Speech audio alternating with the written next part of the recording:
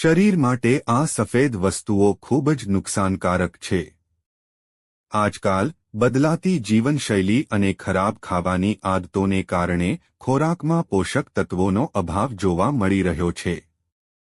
આપણે અજાણતા જ ફાસ્ટ ફૂડ, ચાઇનીઝ અને પ્રોસેસ્ડ ફૂડનું સેવન કરી રહ્યા છીએ. 1. ખાંડ.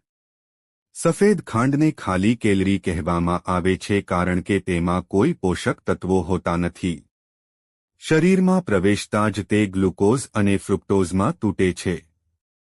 જે લોકો ઓછું શારીરિક શ્રમ કરે છે તેમના શરીરમાં તે ચરબી તરીકે સંગ્રહિત થાય છે અને ડાયાબિટીસનું જોખમ વધારે છે.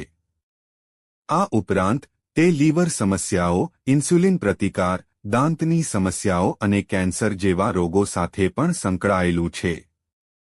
2. ચોખા. ભારતીય ઘરોમાં સફેદ ચોખાનો ઉપયોગ મોટા પ્રમાણમાં થાય છે. જો કે શુદ્ધિકરણ પ્રક્રિયા ચોખામાંથી ભૂસી અને સૂક્ષ્મજંતુઓ દૂર કરે છે, જેના કારણે તેના ફાઇબર અને અન્ય પોષક તત્વો ઓછા થાય છે. ઘણા અભ્યાસોએ સફેદ ચોખાના વધુ વપરાશને ટાઇપ 2 ડાયાબિટીસના વધતા જોખમ સાથે જોડ્યો છે. જો તમે ચોખાના શોખીન છો તો સફેદ ચોખા કરતાં બ્રાઉન ચોખા અથવા લાલ ચોખા વધુ સારા વિકલ્પો છે. 3. મીઠું. મીઠું શરીર માટે જરૂરી છે કારણ કે તે સોડિયમ અને ક્લોરાઇડ પૂરું પાડે છે. પરંતુ વધુ પડતું મીઠું ખાવાથી શરીરમાં પાણીની માત્રા પર અસર પડે છે અને રક્તવાહિનીઓને નુકસાન થઈ શકે છે. તે બ્લડ પ્રેશર વધારે છે, હાડકાં નબળા પડી શકે છે અને પેટમાં અલ્સર અને કેન્સરનું કારણ પણ બની શકે છે. 4. રિફાઇન્ડ લોટ. સફેદ લોટમાંથી બનેલા બધા ખોરાક જેમ કે સફેદ બ્રેડ, કેક, બિસ્કિટ અને પેસ્ટ્રીને રિફાઇન્ડ લોટ તરીકે વર્ગીકૃત કરવામાં આવે છે.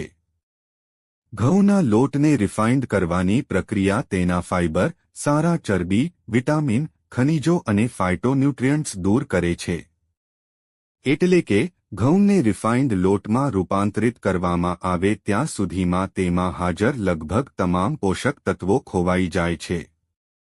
રિફાઇન્ડ લોટથી ભરપૂર ખોરાક ટ્રાઇગ્લિસરાઇડ્સમાં વધારો અને સારા કોલેસ્ટ્રોલમાં ઘટાડો લાવી શકે છે.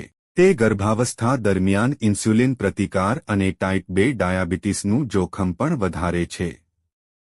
5. બટાકા. બટાકા ઘણા લોકોનું પ્રિય શાકભાજી છે, પરંતુ જો યોગ્ય રીતે ન ખાવામાં આવે તો તે હાનિકારક બની શકે છે. સફેદ બટાકા સ્ટાર્ચ અને કાર્બોહાઈડ્રેટ્સથી ભરપૂર હોય છે. સમસ્યા ત્યારે ઊભી થાય છે જ્યારે તેને ડીપ ફ્રાય કરીને અથવા માખણ અને ક્રીમ સાથે મેશ કરીને ખાવામાં આવે છે. આ બંને પરિસ્થિતિઓ જોખમ પેદા કરી શકે છે. મિત્રો, જો તમને વિડિયો પસંદ આવ્યો હોય તો લાઇક કરો અને સબસ્ક્રાઇબ કરો અને બાજુમાં આપેલા બેલ આઇકન પ્રેસ કરીને ઓલ પર પ્રેસ કરજો જેથી તમને વિડિયોની નોટિફિકેશન સૌથી પહેલા મળતી રહે. અને વિડિયો છેલ્લે સુધી જોવા બદલ આપ સૌનો આભાર.